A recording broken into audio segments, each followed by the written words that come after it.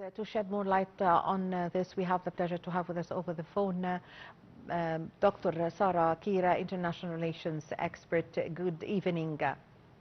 Good evening, madam, and thank you for having me. It's our pleasure. Dr. Kira, how do you see the coordinations taking place in order to be able to receive the coordination between the Egyptian authorities and the Palestinians from the other side in order to be able to receive the Palestinians for support here in Egypt, in Cairo? Of course, this comes in part of the peace plan and part of the peace plan that took place in Sharm el-Sheikh in the peace summit. And of course, it's part of the Egyptian role, humanitarian law, towards our Palestinian fellows. And this doesn't mean evacuation or allowing the plan that Israeli had. And it came officially on their statements, on their official statements, that they want to evacuate Gaza from its own people. Egypt has managed to reach this peace plan, of course, with the mediation of the U.S. And this shows that Egypt is keen on its role, either it's humanitarian or diplomatic or political, towards the Palestinian people. Yes. Dr. Kira, how does the Rafah crossing remain the vital and the primary gateway for the Strip's residents? Of course, it's been in and out. It has a huge role, of course, and it was part of the conflict, part of the, little bit of official statement, escalation between the Israeli officials and the Egyptian officials when the war in Gaza started in the past 2 years. And the Rafah crossing border has been part of this conflict and part of the pressure that Israel was trying to put on Egypt just to accept its own vicious plans. But Egypt has managed to use this Rafah crossing border for its official role in letting the humanitarian aid in through either NGOs or the help of the Egyptian state itself and the Egyptian people themselves. Either aids come from abroad or through Egypt, always had the Rafah crossing border as a managing point for humanitarian relief getting into Gaza. And now it has another role in letting the injured people of this inhumane war on Gaza, the civilians, the amount of civilians, of course, and the huge number of civilians that got either they got dead or casualties of this war. And yes, excuse me. Bless you. Dr. Kira, the mechanism for organizing the passage of the wounded and the travelers and the entry of the humanitarian aid. Excuse me, could you repeat your question? Yes, Dr. Kira, the mechanisms for organizing the passage of the wounded and the injured people and the travelers and the entry of humanitarian aid. Well, the communication is all through our committee, of course, and through the Egyptian state, the U.S., and the state of Israel. Yes. Dr. Kira. Dr. Sara? Dr. Times in a row. Yes, can you hear me? Yes, I can hear you. Yes. Can you hear me? The mechanisms by which we coordinate with the other side concerning the entrance and the departure also of the patients and the wounded and the travelers. It's all organized, as I was telling you, the Egyptian state, under the supervision of the U.S., of course, there is a committee, okay? And we have managed for the Israelis to accept that through the peace process.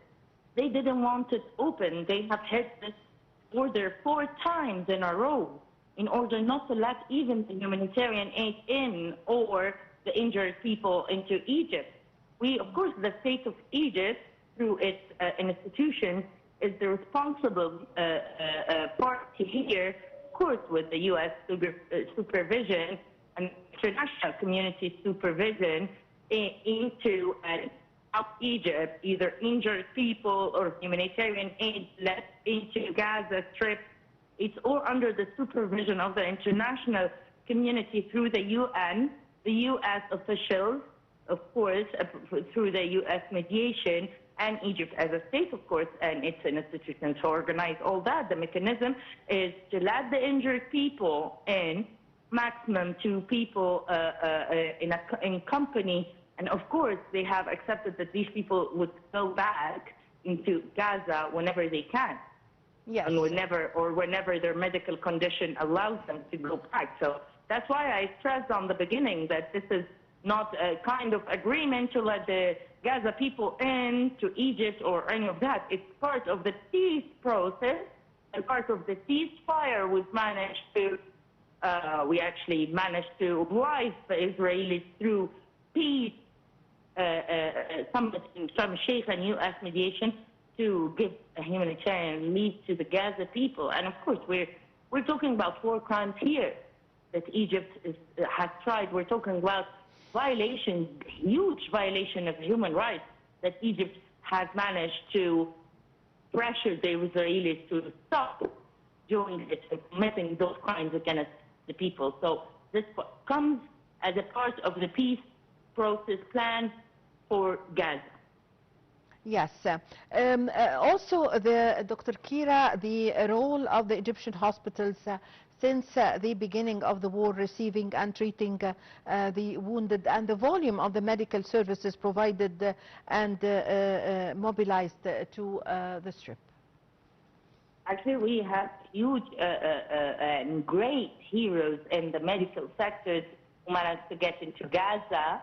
Okay, we have been sent by either inside of Gaza itself, but there are some medical conditions who cannot be moved into Egypt.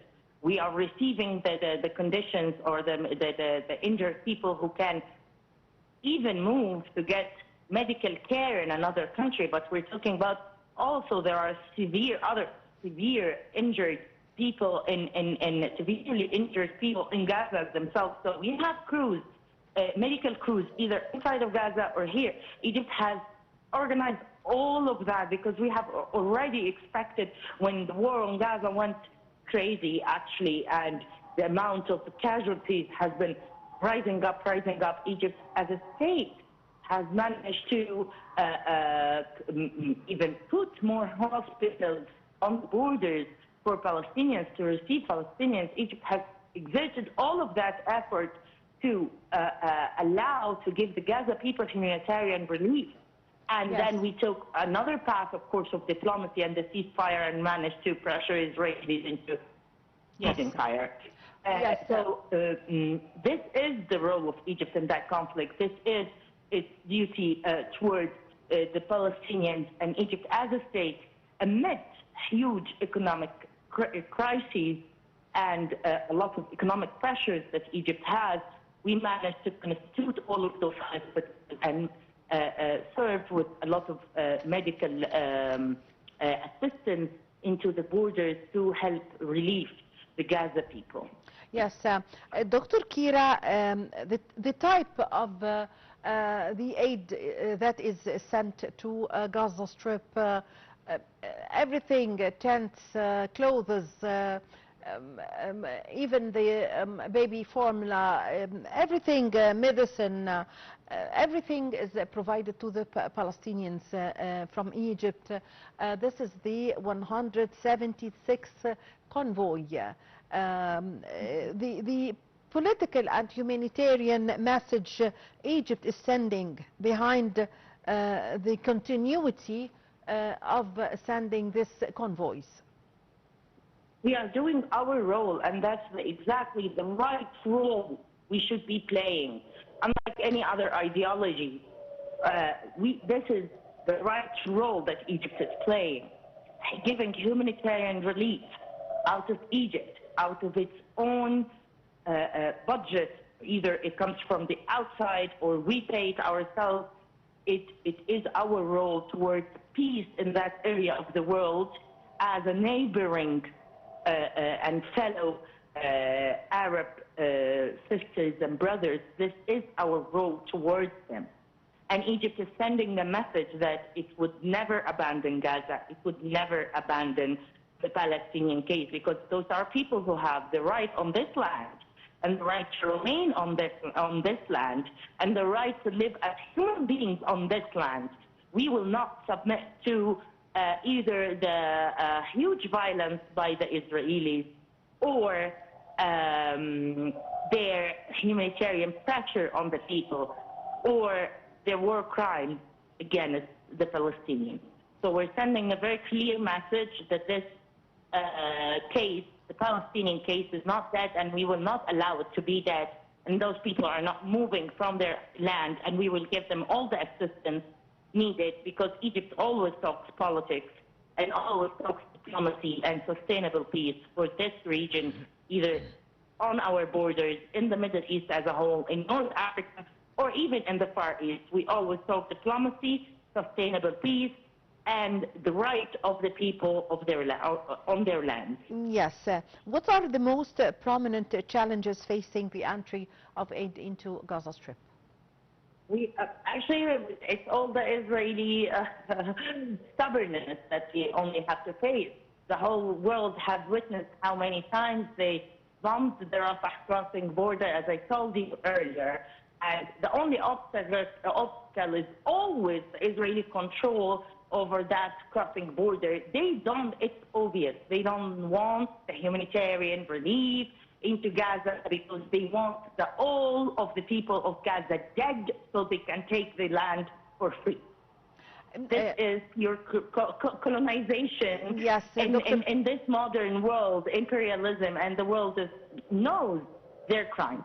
Yes. Dr. Kira, how does Egypt deal with these challenges and prevention of the entrance of the humanitarian aid? How does Egypt deal with this to ensure the continuity of the entrance of the relief I'm sorry, aid? that is a repeated question. To ensure the continuity, we do have a committee. We do how does diplomacy, and the mechanism is clear. Dr. This is a state that manages with another state and with another superpower, the U.S., we managed to talk diplomacy and peace into letting the humanitarian aid into Gaza. Again, this is a pressure or politics done and made by the Egyptian state. I think you asked me that about the mechanism. Yes. Also, the role of the Egyptian Red Crescent in organizing and managing the entrance of aid. Also, the Egyptian Red Crescent played a significant role, and also it even Dr. Kira, the Red Crescent have even provided psychological support in receiving the patients from the Gaza Strip. Of course, again, the Red Crescent is one of the Egyptian organizations, and there is another also alliance that manages to collect the aid for the Palestinians. It's all pure Egyptian effort. It's the people of Egypt funding those organizations, Egyptian organizations. We're not talking about any international organizations here. Yes. So this is all under the Egyptian effort. This is all the Egyptian state allowing all of that. Either it's an NGO or either it's we're not talking about any international partners here. It's pure Egyptian effort coming out of the Egyptian people in such a mess economic crisis. Yes. Again, this is all the Egyptian effort, and this is all the Egyptian people's effort. Yes. Again, to stress on the fact that these people have the right to live as human beings, and these people will remain on their land. Again, Egypt abides to diplomacy, sustainable peace, and practices pressure on Israel, facing its war crimes in front of the world and in all international societies, institutions, of course, the UN, the UNESCO. Israel is facing the International Court of Justice. Israel is facing huge violations of international human law and international law. It's just that always the U.S. is backing them within the International Security Council with a veto. But we are talking about serious crimes here. And Egypt only takes the way of politics, diplomacy to pressure yes, them to give relief into this yes. people. Thank you very much for your time. Thank you for your valuable information, Dr. Sara Kira, International Relations Expert. Ladies and gentlemen, a short break and I'm going to be back with you.